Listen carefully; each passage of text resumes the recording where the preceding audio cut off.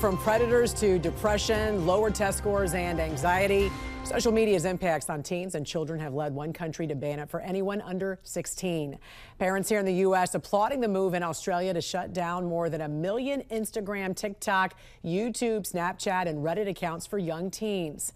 Joining us this morning to talk about some of the biggest tech headlines is cybersecurity expert and privacy attorney Leeza Garber.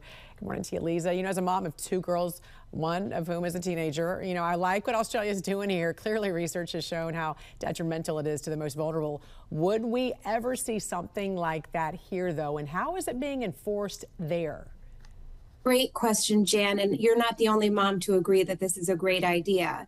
What we've seen in Australia is the only way that they've found to effectively stop all of the negative consequences that have been proven time and again from social media is to simply ban it for anyone under 16. They're using different age verification mechanisms. There's verifying a government ID, there's using a live video selfie. There are many other ways to do this across the world.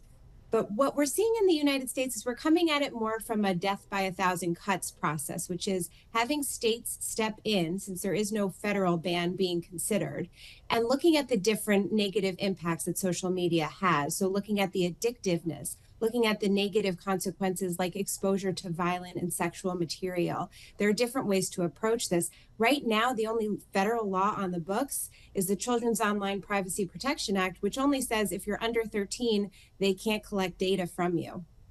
Well, here at home, you know, it'd be interesting to see how that would be, you know, enforced here. President Trump, though, does plan to do something else that could help American families as well, and that's signing an executive order blocking states from writing their own AI regulations, arguing that a patchwork of 50 different states having AI laws would cripple innovation. He says it would hand China the advantage in this critical tech race. What safeguards have to be put in place?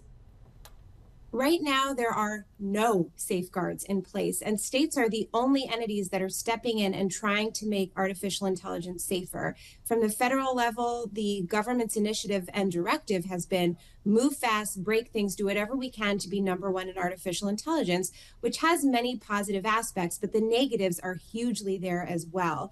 As we've seen the lawsuits come up from parents saying that their children have been exposed to violent sexualized content, they become addicted to artificial intelligence platforms and their chatbots. There have been children that have been influenced to commit suicide. We see almost a dozen of these lawsuits across the country. So states are stepping in to attempt to legislate this, whether it's through safety guardrails or other mechanisms, just to make sure that there's something in place, because right now there is nothing, and the big tech platforms at the forefront of this are the ones in control. It certainly makes you think that what Australia is doing is getting way ahead of this, knowing that this AI race could, in fact, make it even more detrimental for young children, you know, for young teens who are allowed and unfortunately exposed to this kind of thing.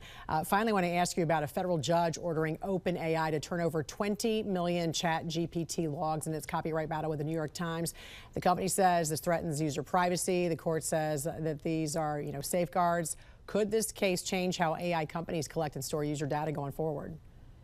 Most likely not. And you know this as a news professional, as a journalist. These AI platforms are gobbling up every kind of information available on the internet, and they're arguing that it's just free use, it's fair use. And that's what these copyright cases are looking into. The New York Times and many others arguing you're not allowed to use this just because you can view it on the World Wide Web. And so OpenAI and other companies are arguing, well, we have to save these chats and the way that our large language models process data because this is a privacy concern. It's not. The concern is that they are using this data and it's not legal. So that's what we'll see play out in the courts in the next couple months and the next couple of years. Cybersecurity expert and privacy attorney Leeza Garber. We appreciate you joining us this morning. Thank you, Jan. Thank you.